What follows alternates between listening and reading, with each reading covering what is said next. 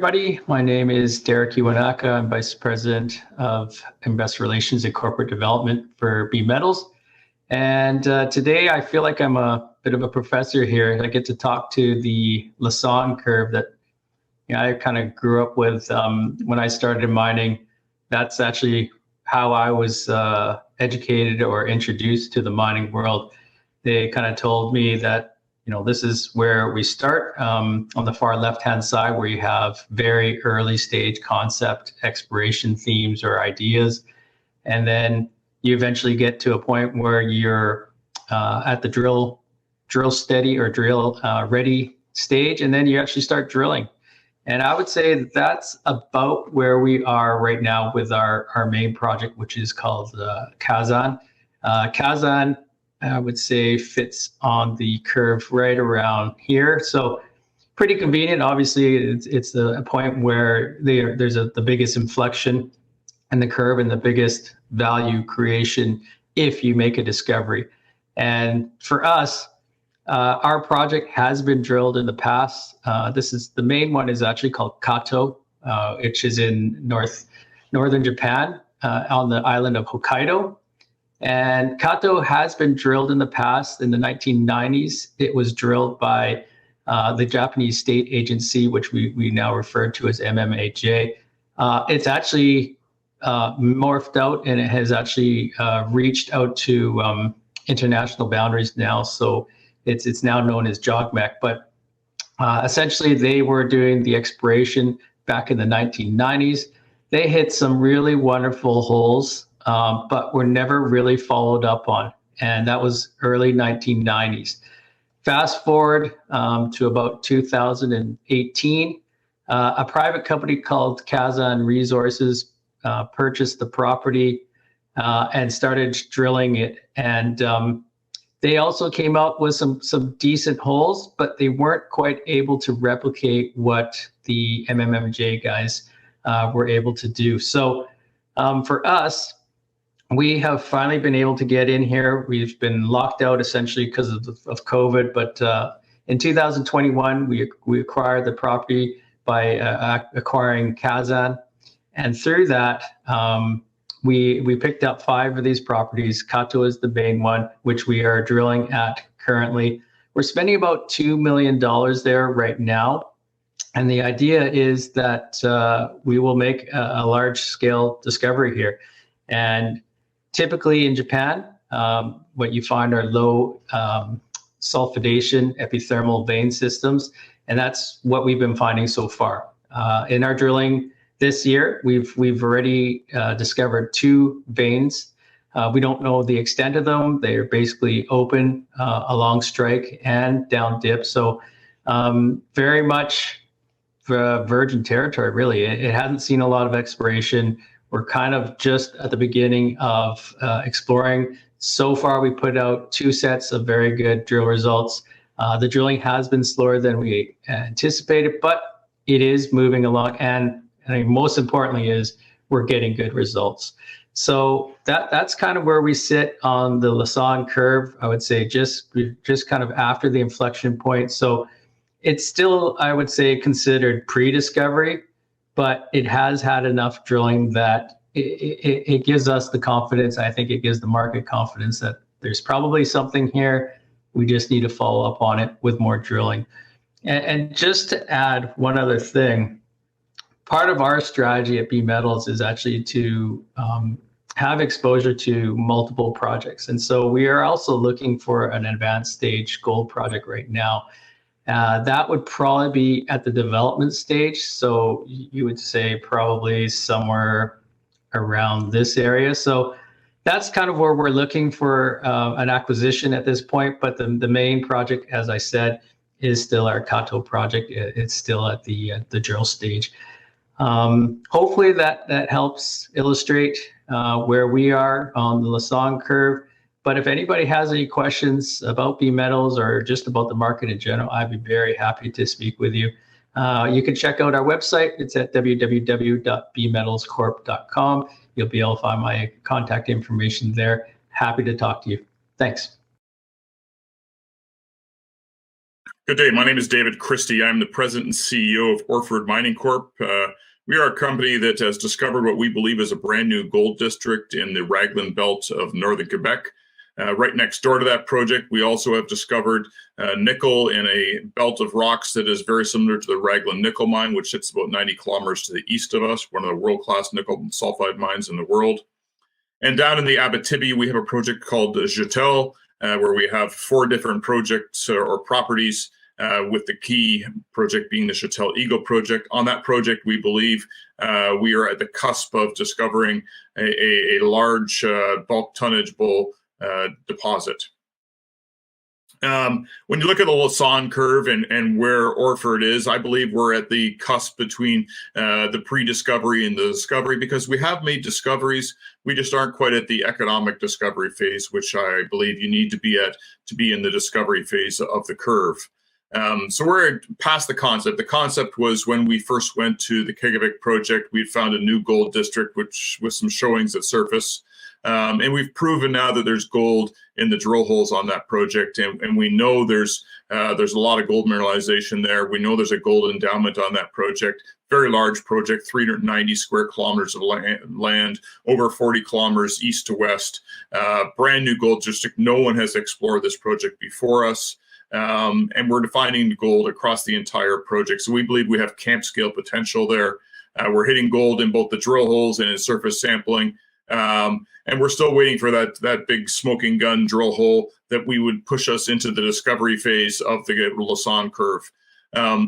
Next door to it is our West Raglan Nickel project. This is a project that has been explored since the early 2000s by first Anglo-American and then True North Nickel, which is the predecessor to Inferred Mining. It is the reason that Inferred Mining exists to start with. Very large project, over 700 square kilometers of land, a number of showings and discoveries across the project. It's over 58 kilometers east-west, this project, so very large property.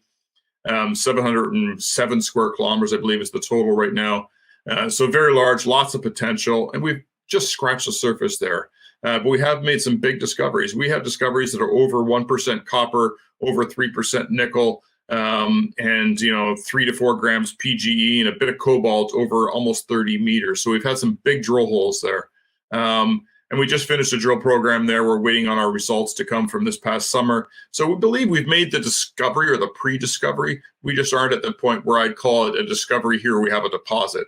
So I think there's a good definitive difference between pre-discovery and discovery, being that when you get to the discovery phase, you have to, think you actually have something that is going to be an economic deposit.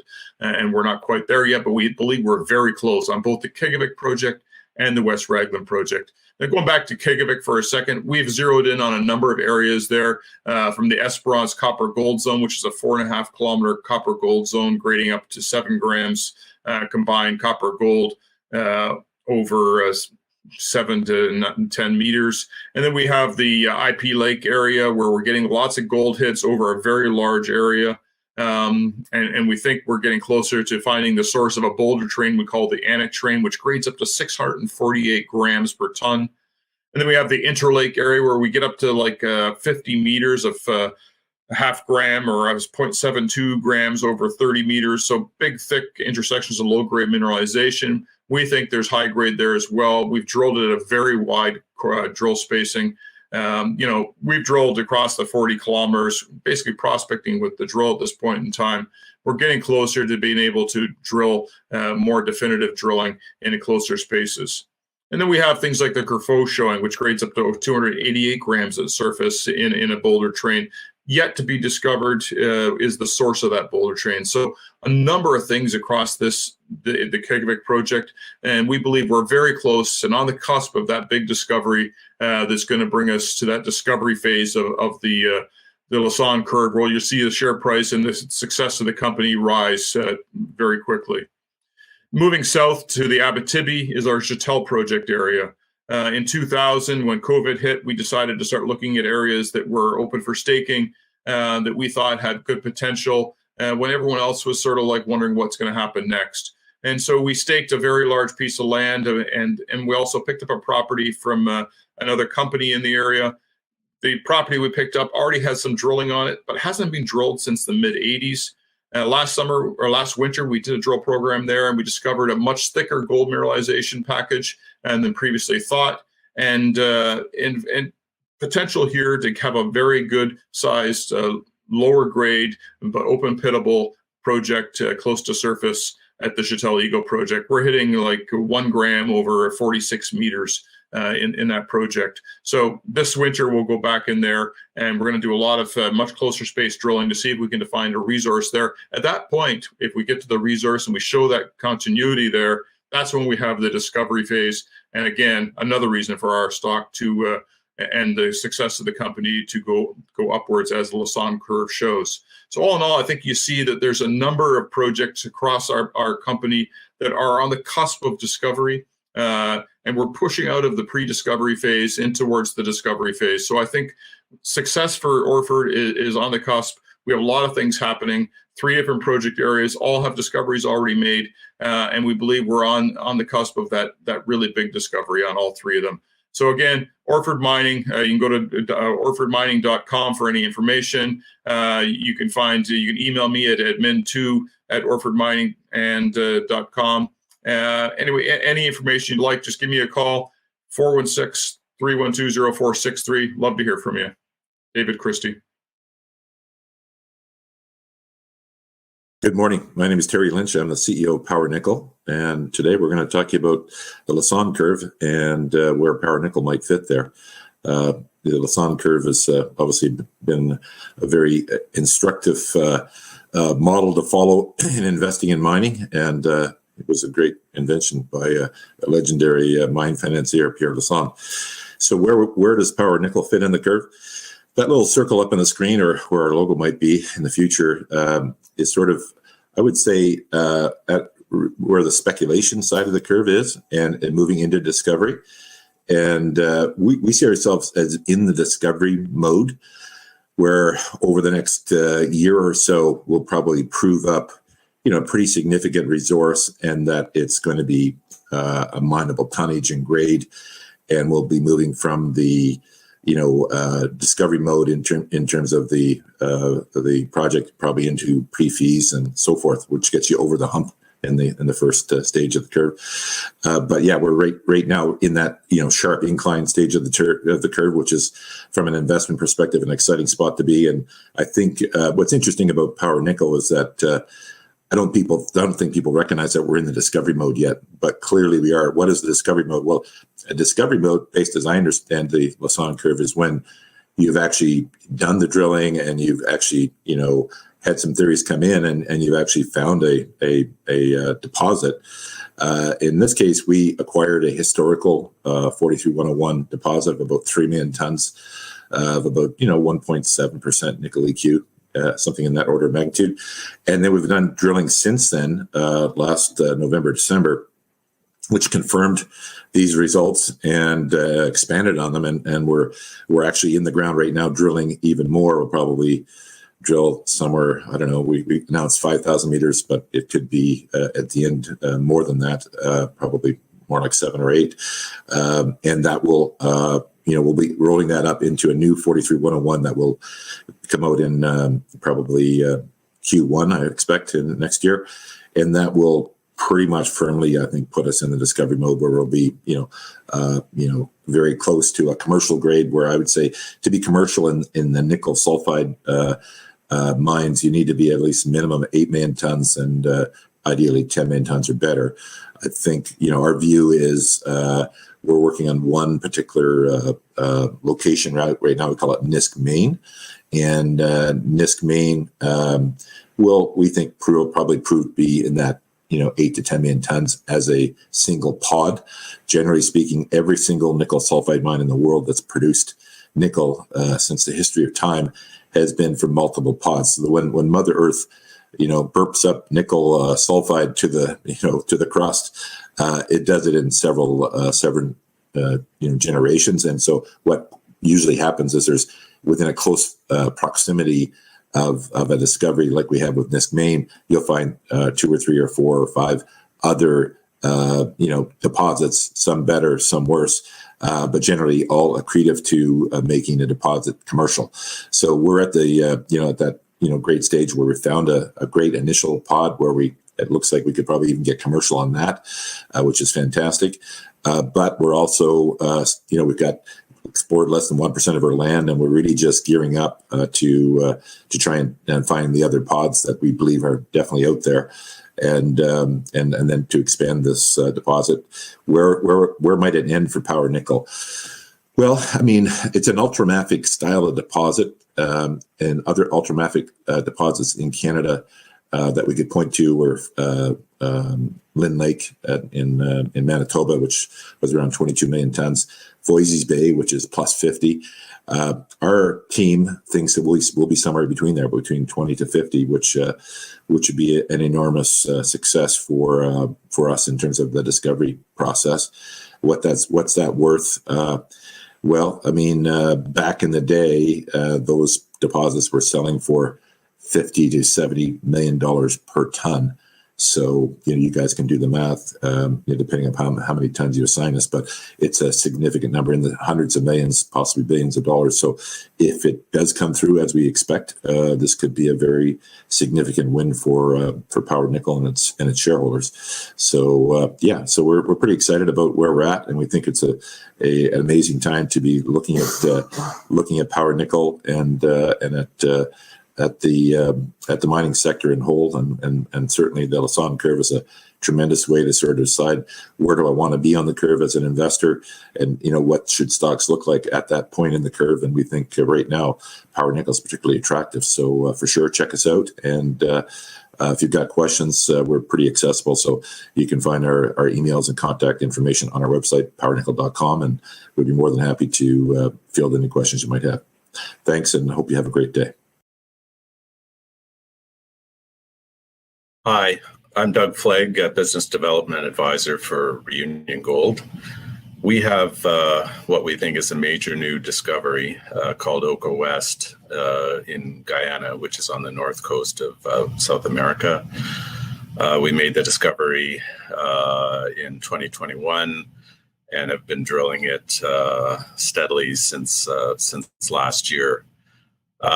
You can see on the photo in the inset where we are on the discovery curve. So we're at the front end of the discovery curve, working our way up the front end. I think that's one of the most advantageous places to be on the Lassonde Curve in terms of risk reward. From a risk point of view, we've made the discovery, so the discovery risk is gone. And also, we have enough data on the project from drilling that we know that, or we feel that there's a very good chance that this will become a mine. And the outstanding question is, how big's that mine going to be? And we'll find that out as we continue to move the company up that discovery curve. We're well funded with about $50 million. We have now 6 rigs working on the project, so we're in a great position to be able to move ourselves higher up the curve and in terms of discovering new ounces. Our project itself is situated along a 6-kilometer long geologic contact that is coincident with a geochem anomaly and some historic alluvial gold workings, so pointing to the fact that there's a system in the area. Most of our drilling has been concentrated in the northern 2.5 kilometers, what we call the Karuni zone. We've divided that into 4 blocks 1, 4, 5, and 6. A lot of our drilling has been on block 4, where we've outlined some very high grade for an open pit, high grade and long intercepts. And we've drilled that zone down to about 575 meters.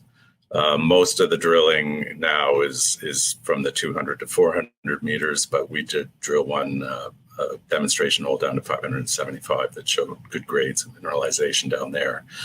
So at this point, we're going to continue to step out. The last press release, which was yesterday, came out this morning, showed that we had added another 100 meters of depth to that zone and extended it another 350 meters to the north toward Block 1. So we'll continue to drill out Block 4, but at the same time, we'll turn our attentions to Blocks 1, 5, and 6, which are only drilled probably to about 100 meters, and look to step out laterally and at depth on those zones. In addition to that, we also have the southern 3.5 kilometers of that 6 kilometer long geological contact that I mentioned. So we're starting to do some scout drilling with our Route C rigs along that to try and identify additional centers of mineralization for follow-up. And we have also a very interesting target to the west of the project area, which is defined by quite significant alluvial workings that come up to from the stream beds into the area where there's hard rock on our project, and then they stop. So it's a potential source area for that historic alluvial mining. That's significant alluvial mining that's occurred in the area. We have a small scout geochem rig, really almost, that we will start to employ over the next months in order to do some geochem there, as the Jura crust cover there is quite thick. So we're quite excited about all those targets. As I mentioned, we think we're in a great risk-reward part of the Lassonde Curve. We're well funded, and right now we're just seeing how big this deposit can be. For more information, you can look at our website, reuniongold.com, or reach out to us at info@reuniongold.com. Thank you very much. Hi, I'm David D'Onofrio, the CEO of White Gold Corp. Very pleased to be here today to talk a little bit about our company and the Lassonde Curve and how they play together. I think this is a great piece to be done here, as the Lassonde Curve is a fundamental perspective, which I think any junior mining investor needs to be well aware of. And, in our years being investors in this sector, we've really sort of gained a deep appreciation for the ebbs and flows of the industry, how value it can be built. That's obviously what we're in it for. And, you look to manage as much of that as you possibly can. Obviously, it's a very cyclical industry, so there's different overlaying sort of macro factors that will come into play. But fundamentally, I think this is important. And in fact, White Gold was built specifically in mind. And I think this conversation may outline, why White Gold is such a unique company in the, junior resource sector. So our properties are all in Canada's Yukon. This is a phenomenal district. You always want to focus district, very important. Canada's been great. The Yukon's been great. Lots of support all around. We have an incredibly large land package there. It's almost 1 million acres. And when we designed this company to be able to optimize value creation opportunities throughout the Lassonde Curve at all given times. And what I mean by that is we have, with such a big package, we have a number of opportunities. We have actually 30 properties. And I would say at any given time, we're being active on about 5 of those different opportunities. And the goal is, to start with early stage reconnaissance concept. And that's when the company was initially put together with our co-founder, Sean Ryan. He got there. This is, we're in the Klondike district. This is the area of the infamous Klondike gold rush, where 20 million ounces of gold were found right at the surface. No modern day exploration had been done. So he comes there 15 years ago with the concept phase. Say, listen, there's so much gold on surface. It didn't come from the sky. It had to come from below. I think there's going to be a lot more. And over the years, he's been able to prove that theory, and we've been able to see the value generation play out almost to the T, how the Lassonde Curve work, where it's gone from idea to discovery, excitement, and to the pinnacle of, I think, every junior exploration company's, which is monetization event. And in our company today, we currently have projects throughout this curve, and I'm happy to touch on the different ones. And I think what's very exciting and important about that is differentiates this company from a lot of companies, and for a couple of reasons. One, with some more advanced assets, there's real value there. You can sort of put a value on it with delineated gold ounces, but there's still a lot of opportunity for very exciting kind of blue sky, new discovery type success. But with so many projects, you're also de-risked, right? If you have a company with one or two projects, if you're anywhere along that curve and your theories don't play out, then you have, the opportunity for upside is no longer there. So working sort of backwards, I'll start at our sort of most advanced projects, where they are, and then kind of take you through sort of the genesis of what we sort of see coming up the curve and where we see like the exciting value creation coming in the next sort of coming years.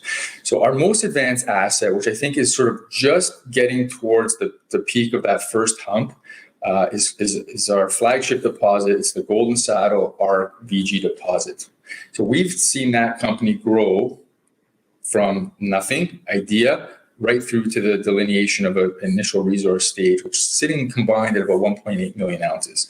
We think that has a tremendous amount of room to grow. We're doing work on that right now. We're continuing to see it grow.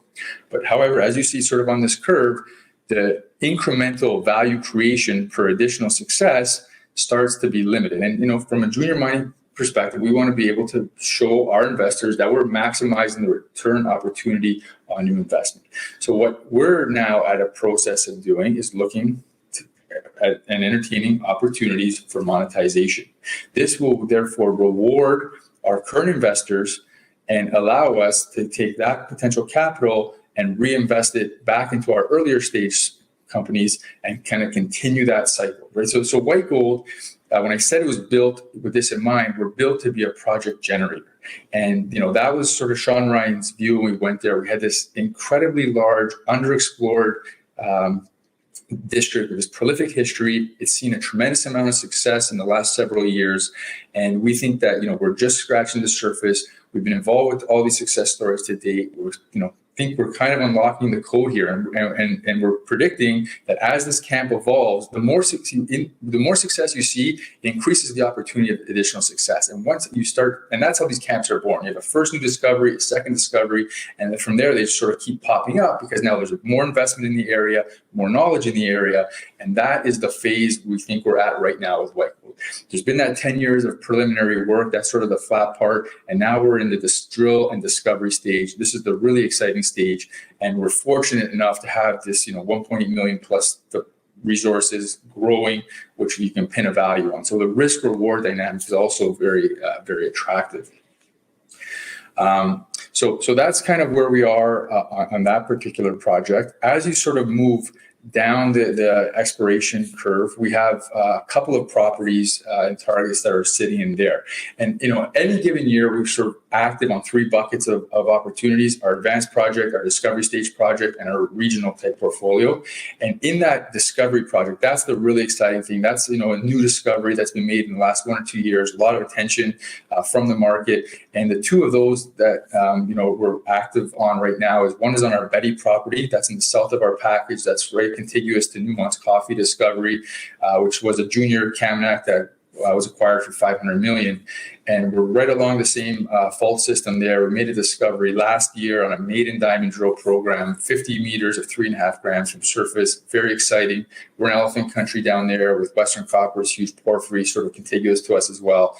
So that is like right kind of at that inflection point of new discovery. A lot of work to be done. Very, very exciting times on that project.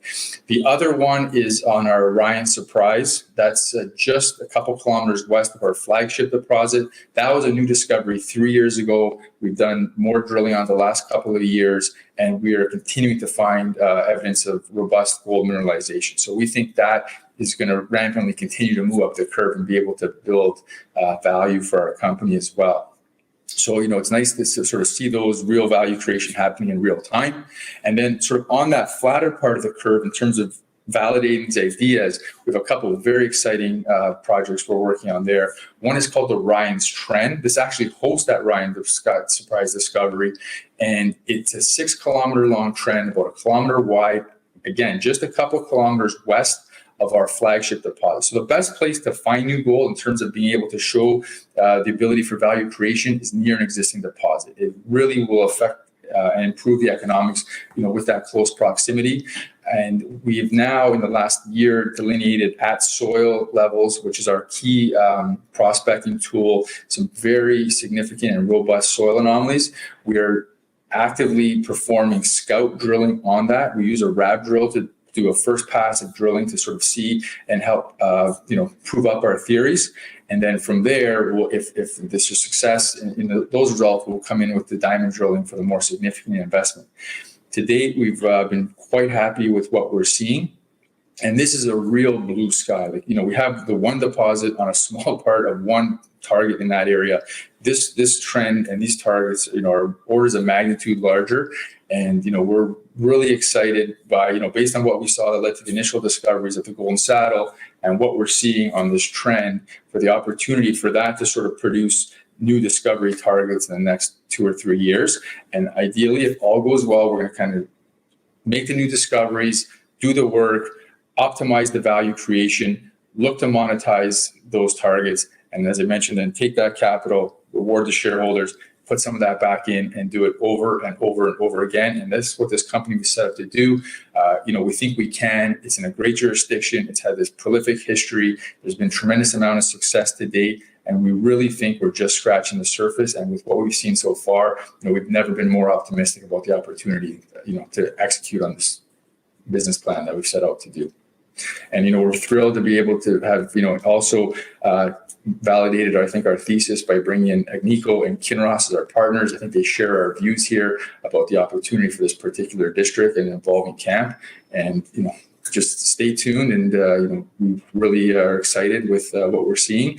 And, we plan to be able to be making new discoveries and building value for years and years to come. Hello, everyone. My name is John Black. I'm the CEO of Regulus Resources. Regulus is a Canadian junior explorer that's actively exploring and developing the exciting Antiquary copper-gold project in northern Peru.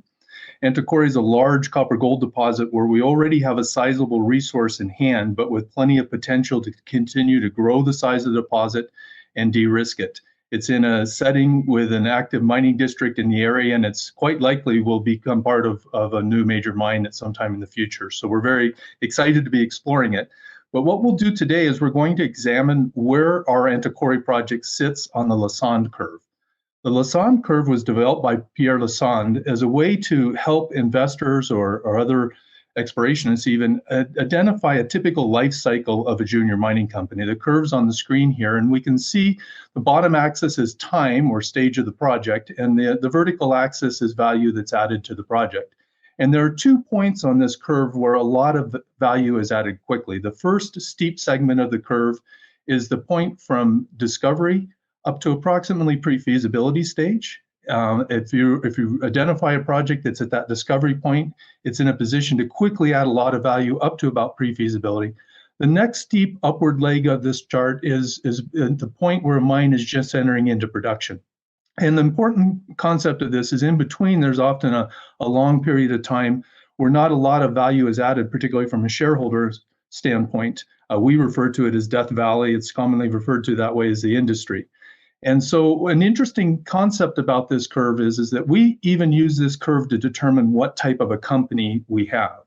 Regulus Resources is one of 3 companies that we've had under our same management team. And with all 3 companies, what our purpose and our strategy within the company is to identify a project that's at that discovery stage, just where the first inflection point is on the curve where value begins to be added quickly. We identify it at that point where we can capture it for a low cost through any of a variety of means of how we identify projects, and then quickly drill a project out, de-risk the project, and take it to about a pre-feasibility stage with that quick value add for our investors. And then our strategy at that point is to look to monetize the project by selling it to a major mining company, the type of company that would then take it on to production. As a single asset company, that Death Valley stage is very, very risky for a company. It takes a long time to get through that, and an increasing amount of time as we see more emphasis on community interaction and just as countries sometimes make it a little more complicated for the permitting stage. And if that's your only asset, you're often stuck with it for a much longer time than investors intended to be riding on this, and you're not easily adding value to it until you get to that production stage. If you're a company with a variety of assets in hand, you can have projects at different stages and weather that time easily. But as a single asset company, it's better to focus on a shorter time frame on the project. So that's what we're very excited about our Antiquary project is. You can see the indication on the diagram of where we're at. We're just starting to go up that steep value-added curve. We have a very exciting project. As I mentioned, it's in a mining district. We essentially have about half of a large sulfide deposit, with the other half of the deposit being on our neighbor's ground, where they're operating an oxide gold mine that's pre-stripping the cap off the top of this much larger copper gold sulfide mine. And when I mentioned we have half the project, it's still very sizable what we already have in hand. Our current resource, our first resource, what we consider an interim resource, is 250 million tons of material that's indicated, so it's fairly well drilled out, with a grade of 0.48% copper, 0.29 grams per ton of gold, and a little over 7 grams of silver.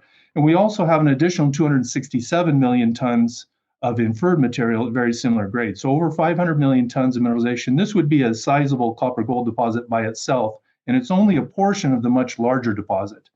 And then that overall deposit is in a setting that's effectively a brownfield setting, with the neighbors pre-stripping the oxide cap off. It'd be much easier to make a transition from an existing oxide mine into a much larger copper gold sulfide by consolidating the district and moving forward. So our strategy now is to continue to grow the size of the deposit. We're actively drilling with 2 drill rigs at this moment, including exploring out into new areas with potential for sizable new increases in resource, and continue to de-risk the project. With really the biggest opportunity to de-risk this project will be through seeking some type of consolidation in the district. We believe that's imminent right now is the mine next door runs out of oxide ore in 4 to 5 years. There's also a mine nearby operated by Goldfields at their South Corona operation, which also begins to run out of ore, stops their mining in about the same time frame. So there are 2 active mines that produce a lot of benefits for local community members in the area that will both reach their natural end of their mine lives, but there's an outstanding opportunity to make a transition into a much larger mine, what we refer to as a multi-generational mine, the type of mine that has potential to be a mine for 50 or 60 years and provide substantial benefits to the communities in the area. So this will be the type of project that will be very interesting to the major mining companies. And as an investor, it's important to identify a project right at the stage we're at right now. You have the security that we're on to a good project already, but our market cap is a little less than $100 million right now, which is substantially less than what we anticipate the value will be when we get the project to the full pre-feasibility stage. So it's a great time to jump on with a group like ourselves right now. And over the course of the next few years, I think you'll see us reveal that full potential value. And we'll be doing it right at a key point in time. As most of you are probably aware, there's a looming shortage of copper as the demand increases for copper and projects are increasingly difficult to find. We believe we'll be delivering a project right at the right moment when the world needs these, and the major gold or copper companies are looking to acquire these type of assets. So stay tuned on this, watch for this project. I think you'll see us in the news quite a bit over the next year or two as this moves forward, and it's an outstanding opportunity to take a look at this as an opportunity. If you'd like additional information about us, you can visit our website at www.regulusresources.com or contact us via info@regulusresources, or we're readily accessible on our website. You can see how to reach out and find out more information about us. So thank you very much for your time. Hello, everyone. My name is John Black. I'm the CEO of Aldebaran Resources. Aldebaran is a Canadian junior company, exploration company, that's exploring and developing the exciting Altar project in the San Juan province of Argentina. Altar is a very large copper gold porphyry system. We've already identified a very substantial resource on the project, but we have very good reason to believe that it will be significantly larger than we know it to be at this time. And there's plenty of room to continue to reveal the full potential value of the project. What we're going to do today is we're going to take a look at examination of our project on where it fits on the well-known Lassonde Curve. The Lassonde Curve is on the screen, and it's a curve that was developed by Pierre Lassonde, a well-known mining executive and investor, who pointed out or used this to demonstrate to investors or even exploration companies like ourselves on how a project fits in a typical life cycle of an ore deposit. So the horizontal axis on this shows the timeline of the project from early exploration all the way through to development. And the vertical axis shows how value is added and when value is added to the project. And the important takeaway here is that there are 2 points on this curve where the curve goes very steep and shoots up vertically. At those points, you're adding a lot of value over a short period of time. So as an investor, the ideal projects are those that are low on this curve, but it's already moving up, and you have plenty of room to see that move up. You'll note that there's a very dramatic dip between those two attractive steep points on the curve. That's what we refer in the exploration business to Death Valley. It's the point in time typically from pre-feasibility to when you're ready to begin to produce in a mine. When you have a lot of cost, your costs shoot up, but the nature of the project's not changing. You're waiting for permitting, you're waiting for the right time in the markets to go forward. And if you're a major mining company, you have multiple assets, you can ride through that point in time. But if you're a single asset company, that can be much longer than we anticipate and destroy value during that time. So we like to stay on the curve that's the steepest part of the curve.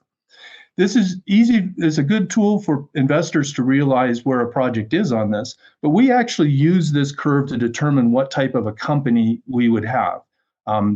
Myself and Kevin Heather are both exploration geologists and came out of a background working for major mining companies.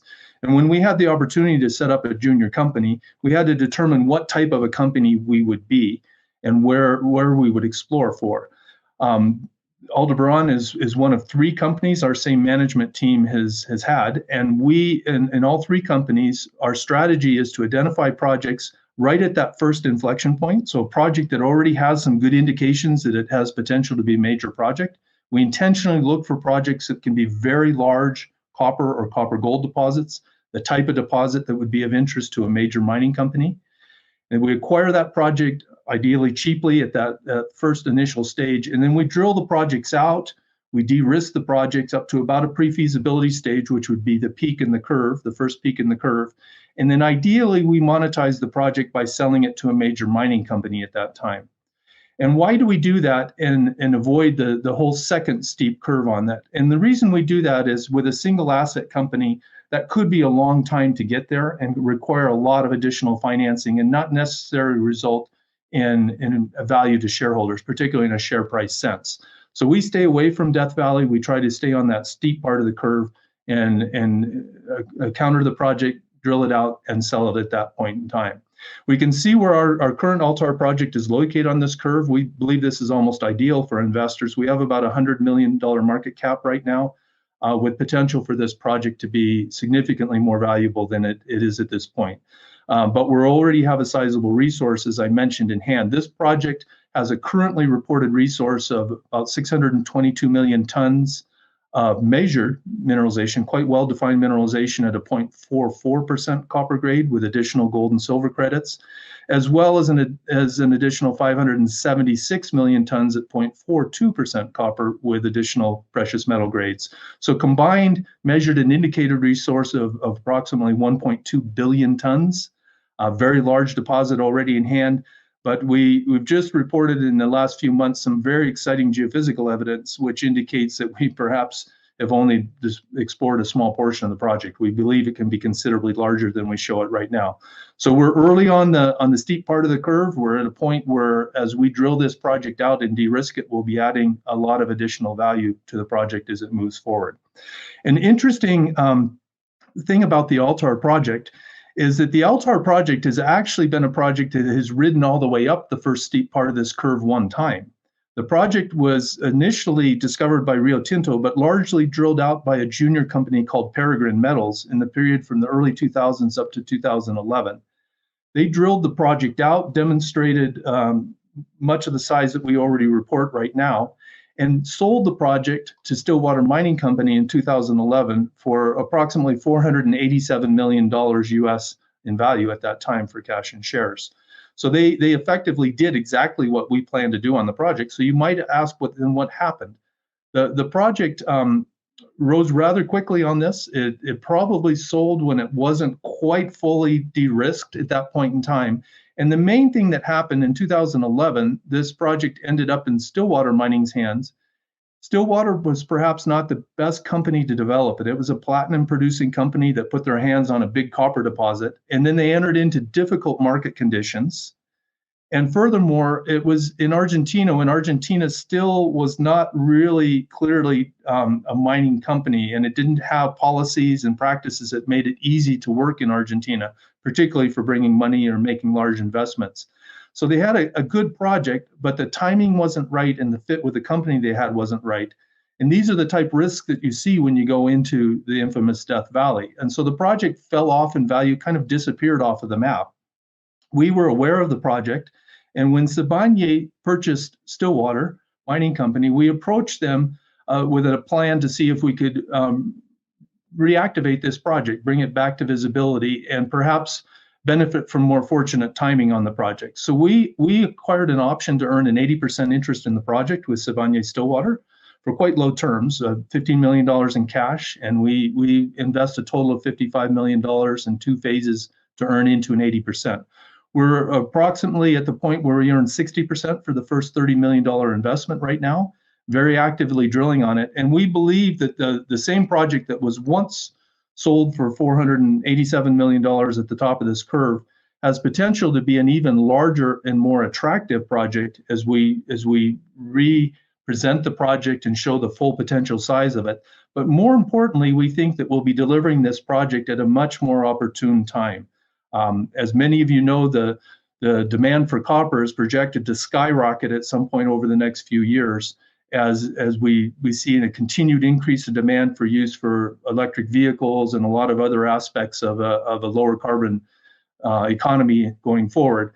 And so we anticipate we'll see copper price go up. The demand for projects like this will be high. And as an industry, we're not delivering these type of projects to the major mining companies very efficient. These are hard to find right now. So we believe we'll be in a position that we're delivering an outstanding project right when the major mining companies are looking for it. And even more importantly to note on this right now is there's been a tremendous change in the atmosphere for mining investment in Argentina. Argentina is not well known as a mining country, but it has the same geology that in the Cordillera that we see on the other side in Chile. This project, if it was located 30 kilometers to the west, it would probably be already in Chile, it would probably be a large mine already. So in recent years, the certain provinces in Argentina, most notably San Juan, where we're located, have made very concerted efforts to attract mining investments. And right now, San Juan is a hotbed for exploration activity. We're one of 5 large copper deposits that are being very actively explored in the area right now. It's a great time to take a look at us because we have our hands on the project. We currently have a market cap of about $100 million.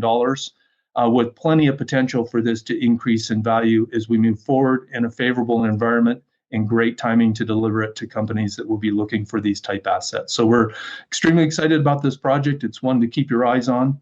If you'd like to get additional information about us, you can find a lot of information on our website at www.aldebaranresources.com. Our Chief Geological Officer, Kevin Heather, puts out a lot of very informative videos that describe our process and where we're at with this project and what we're doing with it. And feel free to contact us at info@aldebaranresources.com. So thank you very much for your time, and we appreciate any questions that you might have. Well, good morning. My name is Rick Fenny-Wenize. I'm the President and CEO of Contango Ore. And I'm going to discuss with you today where we are on the Lassonde Curve and why we're a bit of a unique story, because we're going to leapfrog the valley of death there that so often is the case with junior mining companies as they develop their project. And let's start off by just describing a little bit about the Lassonde Curve. Pierre Lassonde, famous investor in the resource sector, still investing in the resource sector, but a long time ago he observed that companies that go through a discovery phase see their share prices increase dramatically, but then come to a peak and then go through the valley of death, or a long period of time where they're developing their resource, completing infill drilling, upgrading inferred resources to indicated and measured, and completing PEAs and pre-feasibility studies and feasibility studies, and then permitting, and then construction. And that period of time between the discovery and definition of an ore body and actually getting it into production, where you're adding a lot of value, can be a long time. And typically, I think back when he first put the curve forward and talked about it, it was probably a 2 to 3 year process. And as we've seen, continued efforts to de-risk investments through things like 43101 and SK 1300, regulatory processes that add time and dollars to completing studies. We've seen the length of that valley broaden significantly from, I would say, 2 to 3 years historically to currently somewhere in the neighborhood of 10 years and sometimes more than 10 years. So and typically the junior company would make a discovery hole, have a discovery hole, and then drill out a resource and then advance their project, and eventually sort of peak out as they identify 1, 2, 3 million ounces of gold, and then the quality of the gold, if it's low grade or high grade, all those things would depend on how high the curve went. But eventually they'd get to a point where they kind of maxed out the size of the ore body and then go down on the other side and go through this valley of death. What's unique about Contango ore is that we've made a nice discovery, high quality, 1.3 million ounce resource at 4 grams. It's our SK 1300 reported resource. But we've been able to sort of leapfrog this valley of death by forming a joint venture with Kinross and using their existing mill and tailings facility at the Fort Knox operation to avoid having to permit a mine site and a mill site and a tailings facility, which in today's world would probably take you at least 5 years to do in the United States. And that because it's an existing facility. It's been operating for 25 years at Fort Knox. And so we're going to simply truck our ore up the highway. And we can do this because we're right next to the highway, the Alaska Highway, which is about 240 miles away from the Fort Knox mill. So by being able to just mine at site, there's minimal permitting that was required. We've now gone through that permitting process. It took us close to a year, but we're all the way through that, and we're now constructing the mine. And again, the construction period is pretty short. So it's about a year long. We're constructing and upgrading access roads to the mine site and lay down areas and basically building a truck shop and a few other things, but it's minimal amount of construction that's taking place. So what normally would be maybe a 2 or 3 year process to build a mill and a tailings facility, we're shortening to less than a year. And again, being able to leapfrog this long valley, both because the project that we permitted is a very simple project because we're not building a mill and a tailings facility, but also because then the construction time frame diminishes dramatically. So we've been able to maintain our value even in a pretty tough gold market with a high quality discovery. 1.3 million ounces at 4 grams is a pretty high grade discovery. We've done the further infill drilling now, and we're actually going to be trucking 8 gram material. So we've kind of upgraded the known resource and doubled the average grade of the resource to about 8 grams, what we're going to be trucking up to the Fort Knox mill. We'll be producing, the mine itself will be producing somewhere in the neighborhood of 225,000 ounces of gold a year. Our 30% share would amount to about 67,500 ounces of gold, and our all-in sustaining costs are in the neighborhood of $1,000 to $1,100. So we've got a high-quality project we've been able to quickly advance to a construction decision, and we're currently today constructing. So we've been able to sort of leapfrog that valley of death, and I think that's what makes Contango a very, very unique story. So if you have any questions, please see our website at contangoore.com or reach out to the info@contangoore.com. Send your questions in there. We'd be happy to answer them. Thank you very much. I'm Mark Jarvis. I'm CEO and chair of Giga Metals Corp.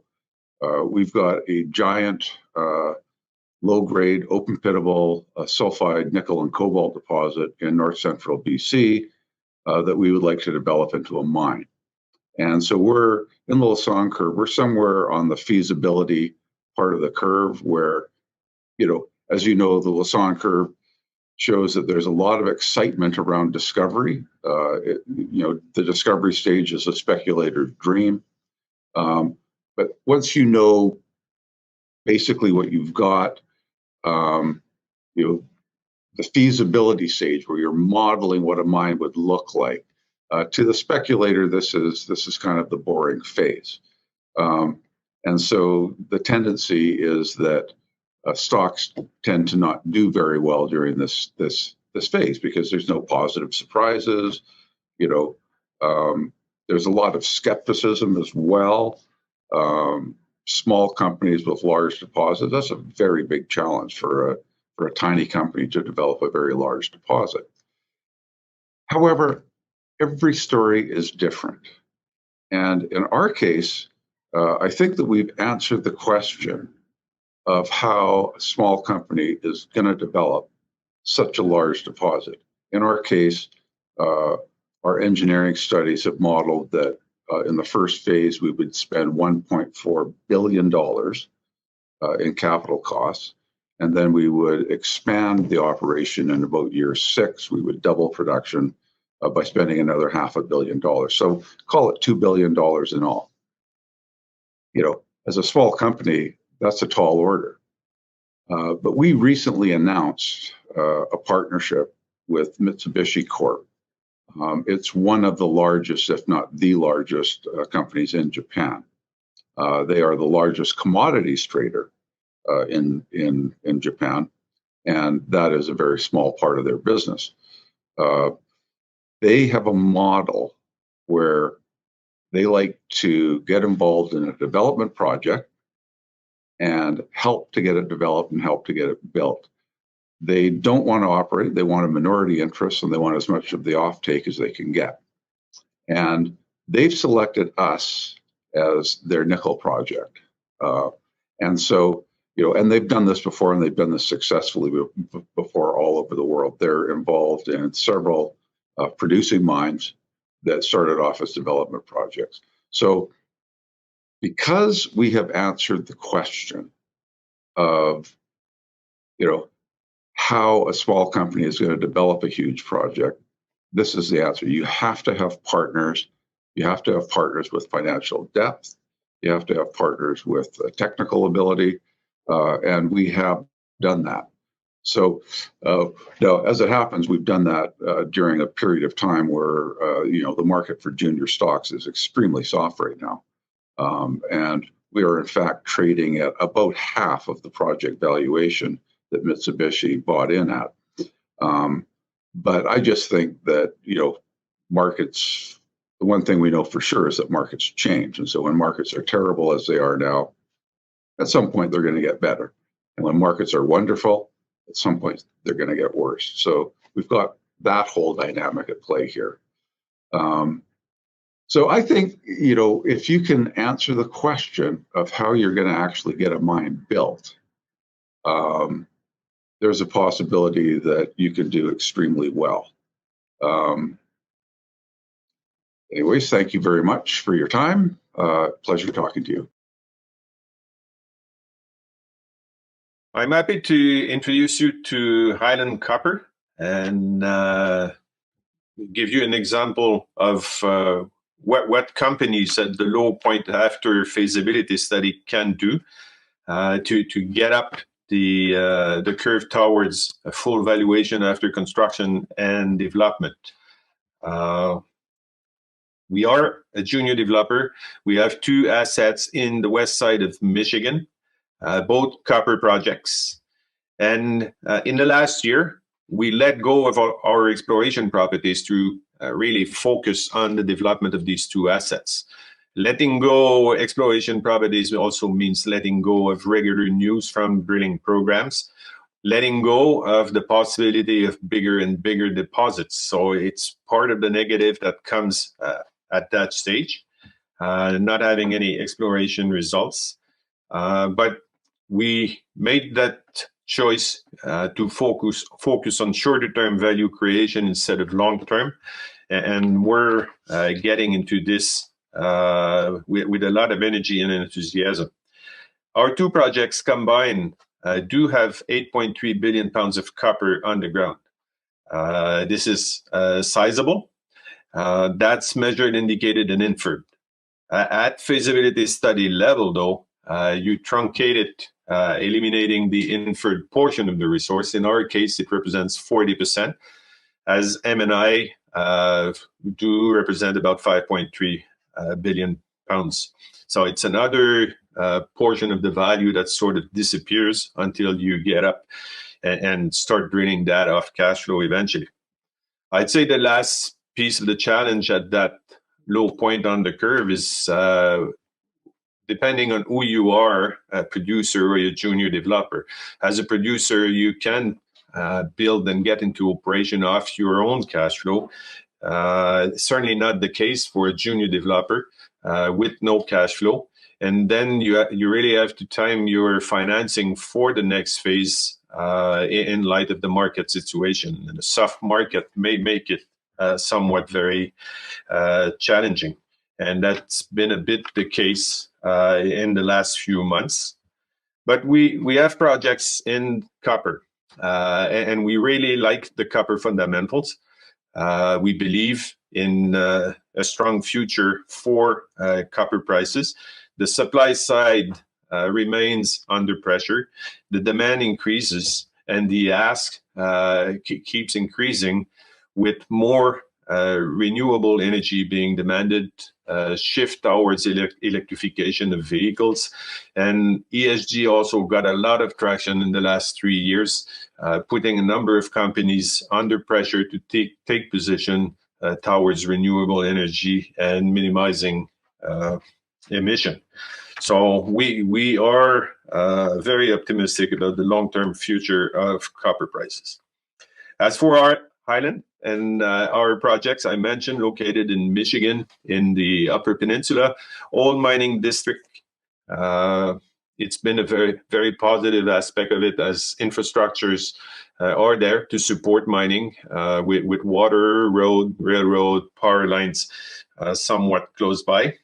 And I'd say one of the big surprises for us was the state managing the permitting process. And they've been extremely supportive, and they delivered, after we completed the Copperwood feasibility study, they delivered on permits within 12 months. All permits were received to allow for a start of construction. And the communities around us, they know mining well, and they've been very supportive throughout the process. Our two projects are somewhat close, one to the other. They're about 60 kilometers apart. I mentioned Copperwood feasibility study level project could produce 30,000 tons of copper a year for some 11 years, with an additional 50 million tons of inferred, not included in there, that could bring 5 to 8 years of additional production. As for White Pine, it's PEA level.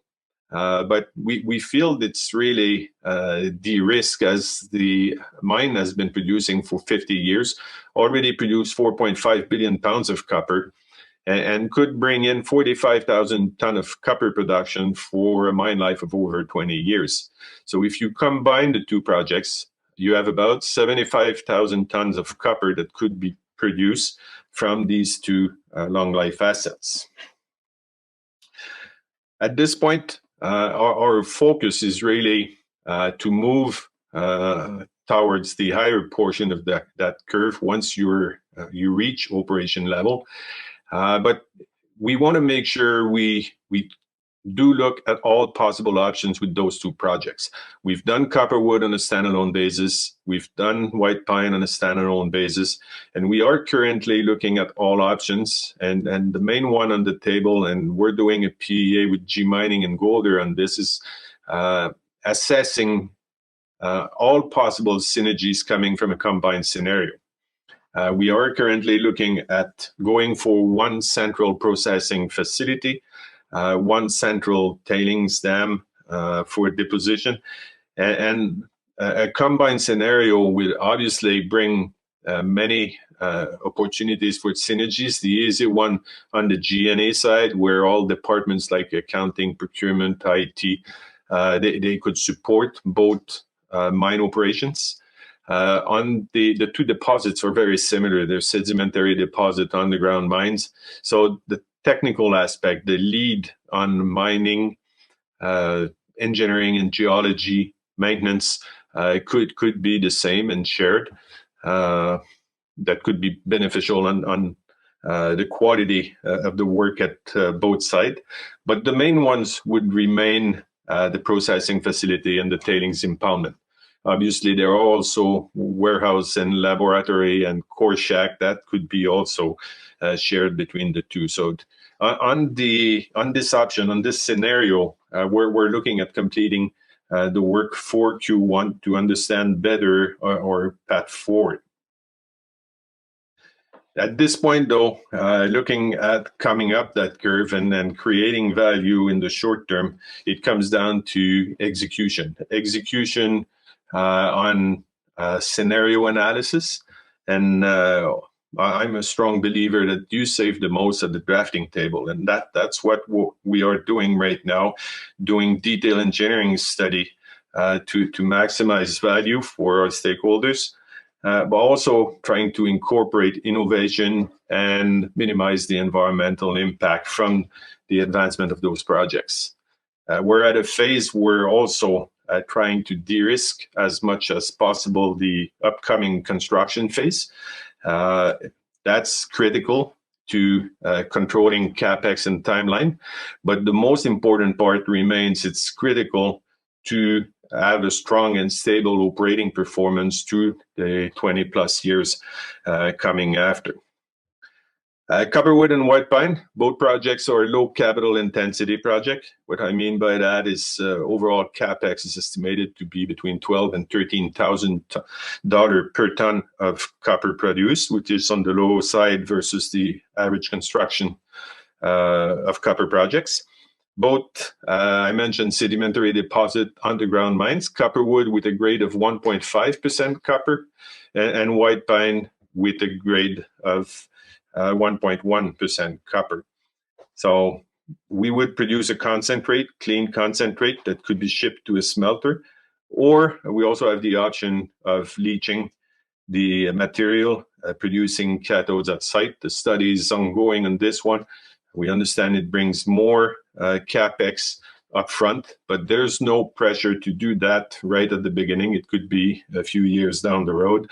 And certainly from the state of Michigan perspective, it keeps all jobs and benefits in the state. And it's very well received, as well as whenever you discuss ESG side. We have a strong shareholder base, with Orion Mine Finance at 28%, Greenstone and Condire at 16%, plus Osisko at 6%. We overhauled the board in the last year to be ready for this phase and brought in skills to support construction and operation, as well as financing and a strong knowledge of Michigan. We like the skills on the board, and they operated really well as a team and interface with management in a great way. So in the coming months, we're certainly looking at ramping up that value curve, positioning ourselves for future financing and construction and development activities on both Copperwood and White Pine. And at this point, what we see as trigger in the short term is the completion of the PEA for Q1 2023. We'll have a drilling program at White Pine to convert more inferred into M&I, positioning ourselves for the feasibility study on a standalone or a combined scenario.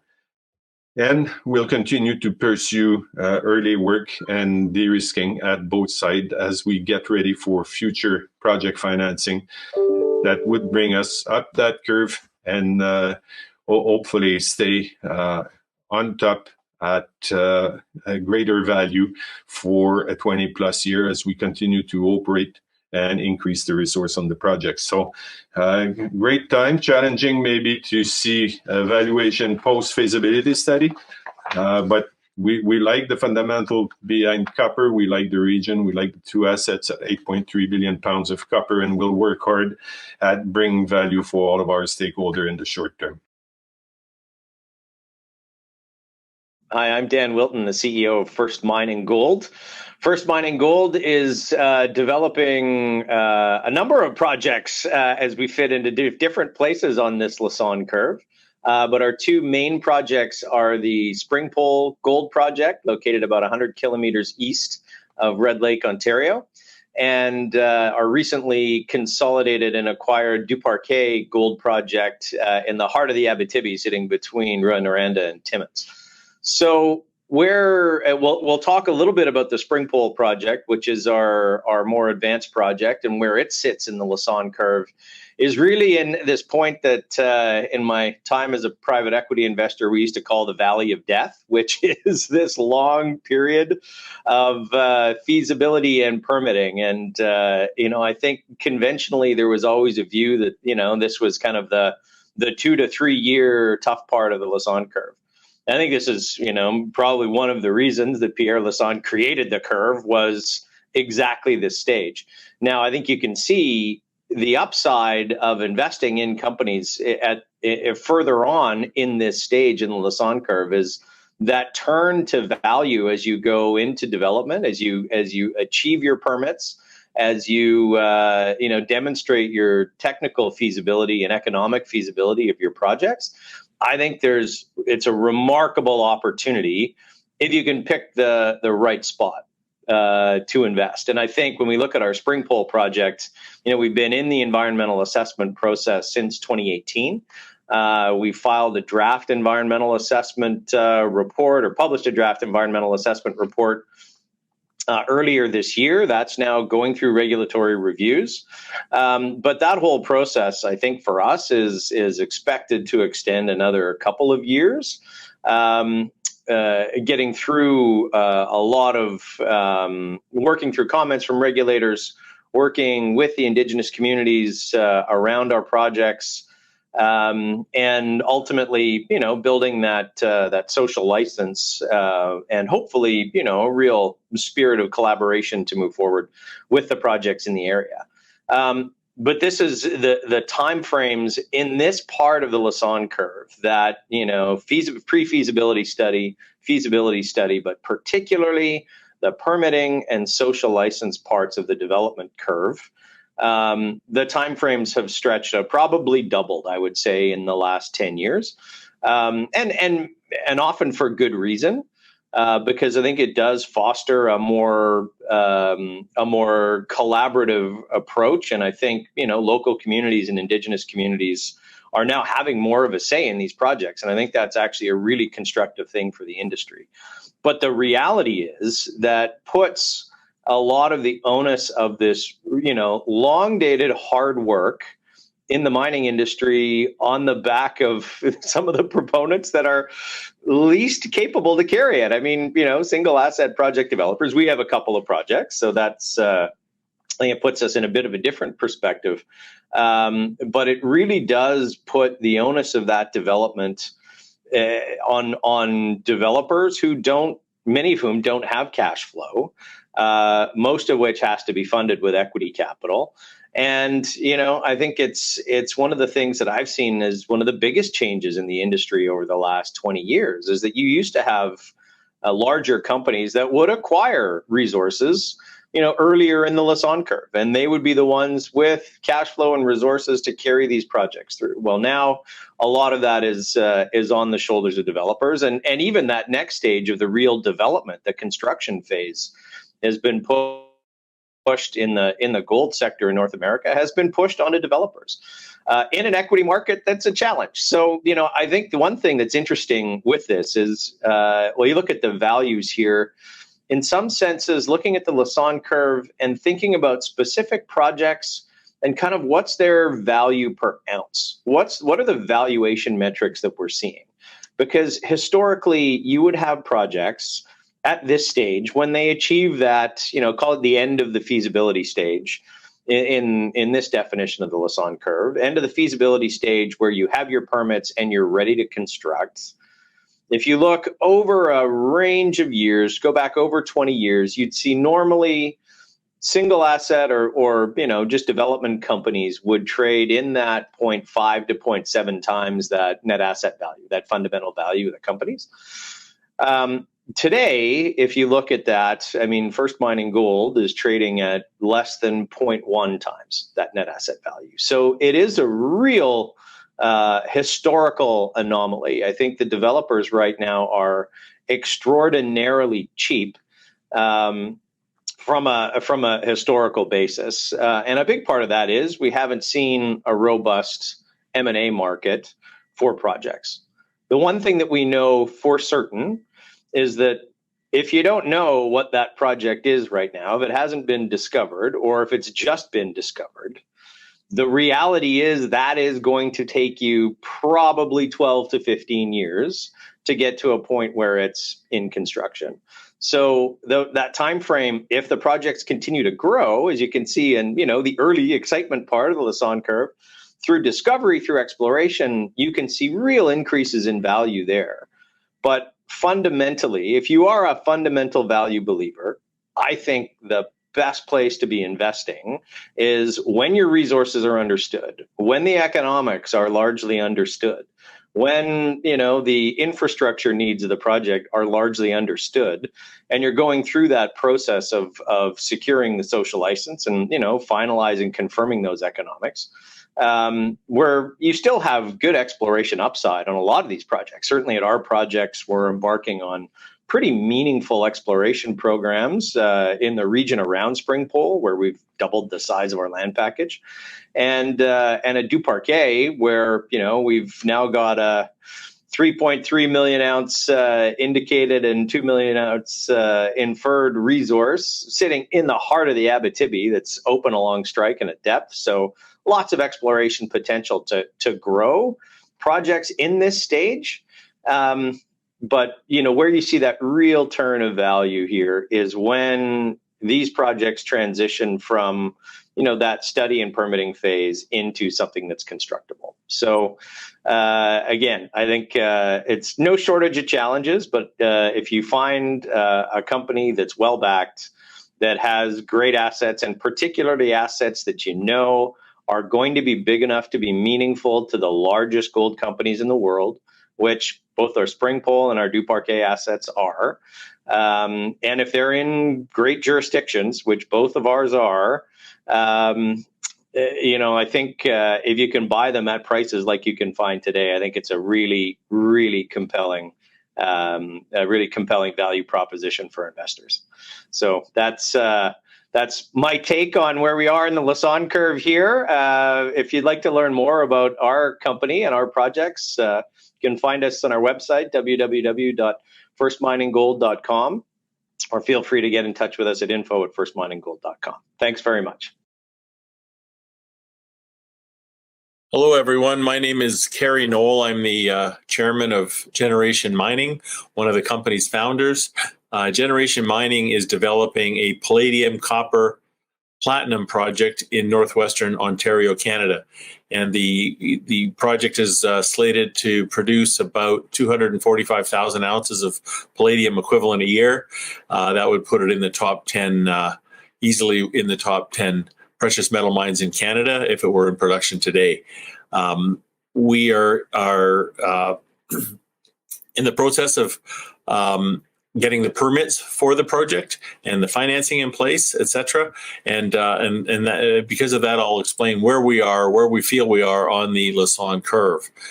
Just going back a little bit, I remember, I've been around long enough to remember where the Lassonde Curve came from originally. I remember when Pierre Lassonde wrote the book. It's called the Gold Book, and put this curve in a little bit different format into that book in the early 1990s. And I was developing a gold mine actually at the time, so it was very clear to me that this was an important way to look at how mines develop. In those days, incidentally, his curve had the life of a mine going from about 5 to 7 years from discovery into production. That, of course, has changed today, and the new curve that we're using today is 10 to 13 years, so it's almost doubled. And the reason for that is a bunch of things that are actually not shown on the curve, things like permitting, financing, First Nations negotiations. There's just a long process these days in order to get a mine into production. One thing I'd like to say about our mine is that we only acquired this project in 2019, so we've had it for 3 years. And in that 3 years, we've accomplished really what shows in the Lassonde Curve is taking 7 to 10 years. So we've actually done a lot in a very short period of time. Part of the reason for that was that we were able to pick up on some of the work that was done by previous owners, even though the project had been dormant for about 7 or 8 years at the time we picked it up. And the second reason that we were able to do it quickly is just because that's how I have always operated. In my background, I've started 6 mining companies, and 4 of them made it into production. So it's something that I've been through before, and something that we're going to do again with this project. So one of the keys as to where we are on the Lassonde Curve is one of the issues, the set of issues that has delayed the building of mines in Canada. And I will talk about where we are on all of those. So the first one I want to talk about is financing. We are in the process of arranging the financing. We have, as any of you who follow us will know, that we did a streaming deal with Wheaton Precious Metals. We need to raise about... in our feasibility study, it was a net of 665 million, but that didn't include some of the items such as pre-production revenue and equipment leasing, etc. And the total all-in number to get this mine built was about in the feasibility study was about $880 million, and we're just in the process of updating that number. But so we are in the process of getting that money. And as I mentioned, we have a deal with Wheaton Precious for $240 million. They've already advanced us $40 million, and we're using that money to get to the next stages. We're also in negotiation with a group of banks for a total of 500 million Canadian dollars, and that includes the Canadian Export Development Corporation for about half of that. And those negotiations are going well. The site visits have been done, and as I like to say, we've got the usual suspects in the room, and we hope to have some announceable documentation on that in the coming months. And then the third stage, of course, is your negotiations with the First Nation, which was not as common back in the 1990s when Pierre first did the Lassonde Curve. So in the more recent times, it's just an absolute must that you include the First Nations as part of your construction negotiations, and you have a community benefits agreement with them. So we are very, very close to having that signed with the most prominent First Nation, the one that's nearest to our mine, the Bigtagon Nishnabeg. And we are they are in the process of voting on the agreement within the band. So we're very close on that. And then the other issues that need to be done ahead of time, of course, are called detailed engineering. You can't just start building a mine without having all the detailed engineering. People have tried, and that's some of the big failures you've seen, or the big increases in capex, or the big failures of the mines in recent years in Ontario. A lot of those are because the detailed engineering wasn't done in advance. And ours is going a little slower than we planned, but it is getting done and will be done before we start construction. And then, of course, there's the procurement of equipment. That's no small feat. You need to get the right equipment. You need to get the right prices for that equipment. We've already started. We've already actually bought the ball mills. We were able to get some brand new ball mills that were purchased by another company whose mine didn't go ahead, and they fit our mine very well. We've also bought a partial camp from another group that was building a power line through the region, major power line, and so we had to have a 240-man camp right near the mine site. So we're already started the procurement process. We're negotiating now with the heavy equipment for the mining fleet, for the rest of the equipment we need for the mill, for the steel, the concrete, all of the different items we need, we're in the process of negotiating for. And we're also talking to various contractors who can do different parts of the process. So we're getting all that done, and that's why we feel we are on the portion of the curve that you see on the screen in front of you, and that is just at the start of construction. And we are hopeful that construction will start next year. We in the early part of the year. We are awaiting right now an environmental assessment review by the federal and provincial governments, and they have until November 30th to complete that process. We're hoping to get that earlier than that, and once we get that process, we are able to start getting the various permits we need. The first one we need is the one to start harvesting trees, so that we can start putting roads through and pouring the concrete for the mill, etc. And we would really like to get that going.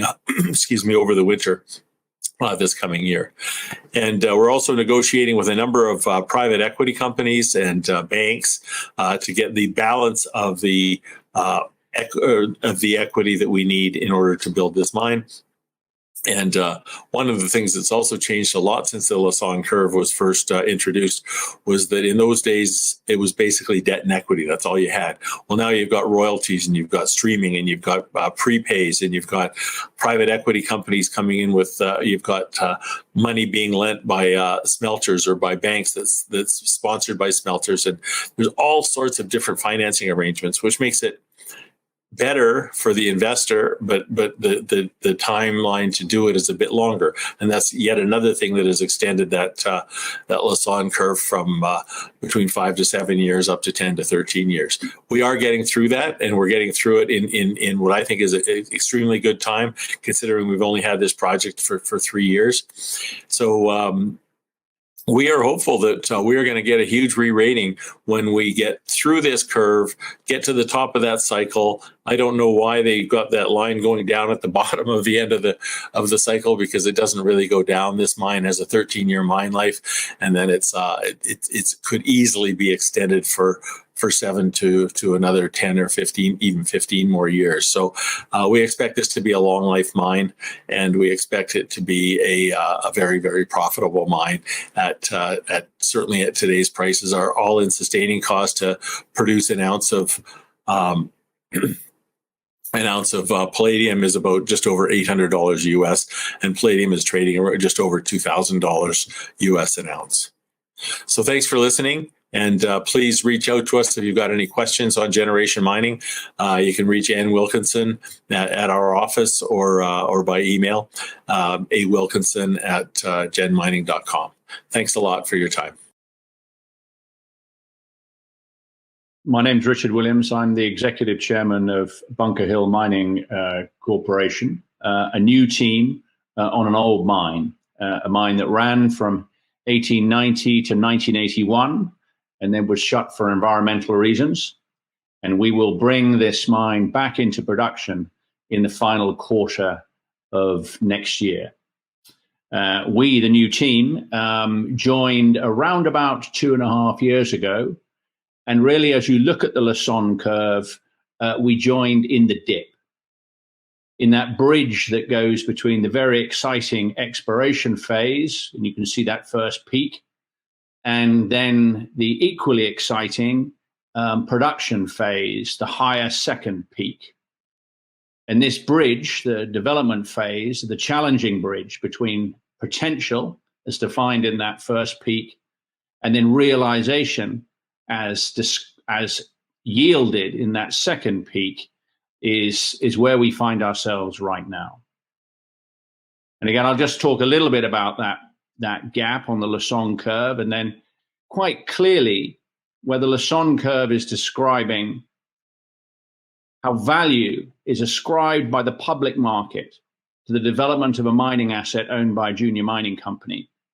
This development phase, which incorporated at the bottom includes feasibility, development, and startup, is the riskiest, quite evidently, as that economic potential is refined into a fully bankable plan, funded, and then built.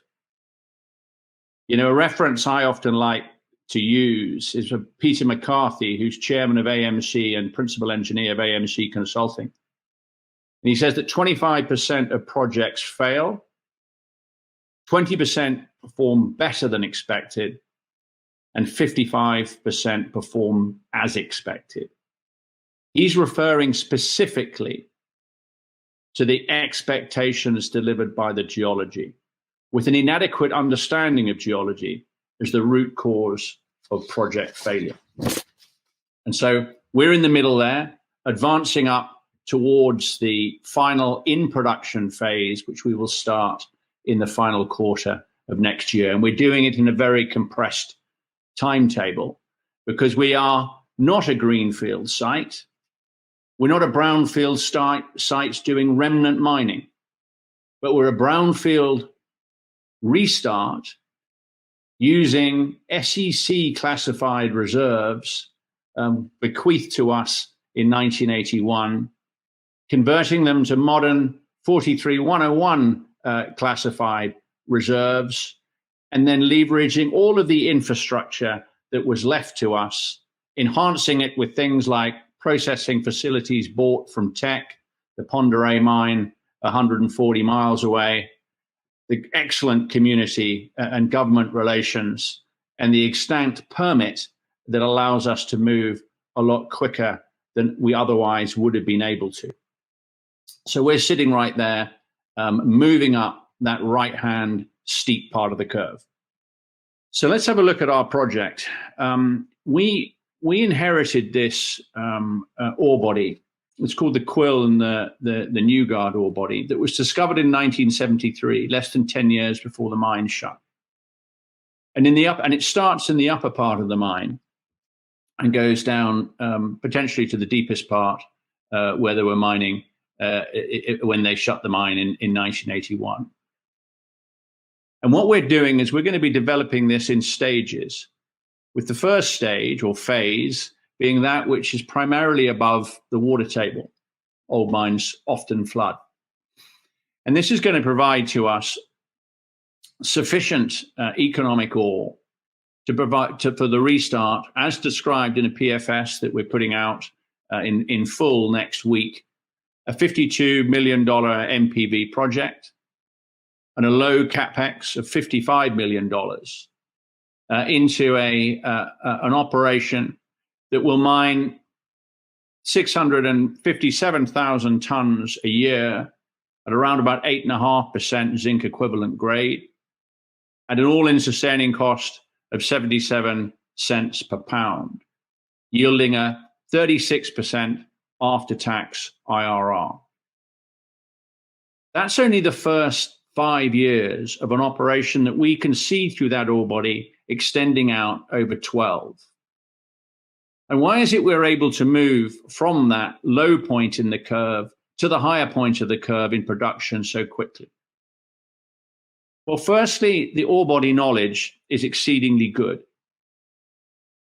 The mining company that was running this mine and discovered this ore body and converted it to reserves in 1981 was at the very forefront of technological and engineering understanding of its peers at that time. So alongside our access to that ore body is 100 years, nearly 100 years worth of geological and production data that supports their original reserve assessment. We've leveraged that, we've verified it, and we've added to it. That gives us a great deal of understanding on the ore body, which was Mr. McCarthy's first point associated with the risk in this difficult part of the value creation curve that Pierre Lassonde described. So we've got very good ore body knowledge. Second thing, with respect to our cost estimates, both CapEx and OpEx, this is an area which creates often a lot of uncertainty, hence the dip in the curves. Well, firstly, on the CapEx side of things, with $55 million, $26.7 million of that being our processing plant.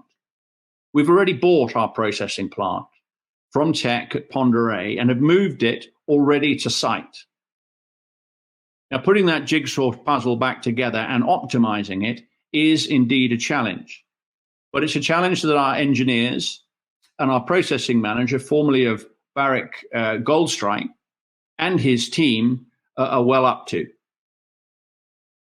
Secondly, our capital development in that budget of 55 is only $6.3 million, remarkably low for an underground mine. And that is because the considerable amount of easily to access and easy to enhance underground infrastructure exists today that we will be leveraging for our restart. We have changed the mining method to long hole open stoping with paste backfill. So a paste plant around about $6.2 million will be installed. But the combination of all of those advantages and the fact that we have the infrastructure and the permit on site will deliver us some very low cost operating numbers at $37 a ton mining cost and $21 a ton processing cost and $9 of G&A, which will yield to us an annual EBITDA based on our current pricing assumptions of $41 million a year and $29 million of annual free cash flow on average over those first 5 years. And what that allows us to do is reinvest that cash flow into the mine to extend those reserves and expand those resources. And we could see it being a multi-decade opportunity if capital is allocated right. The other risk that exists when we look at costs is the level of engineering accuracy. We're restarting this mine ostensibly on a PFS, but in real terms, our engineering studies are being taken all the way towards detailed engineering planning before we're starting anything.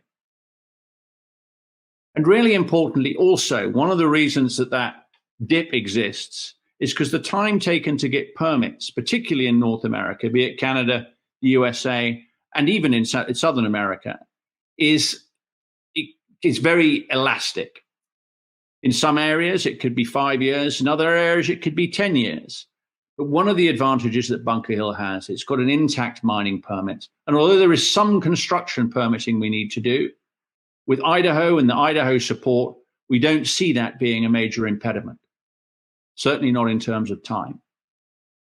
And then on sustainability, we have an intact water treatment plant that has been in existence since the mine shut down and enhanced many times by the United States government, that is ensuring we meet our water discharge standards now and into the future.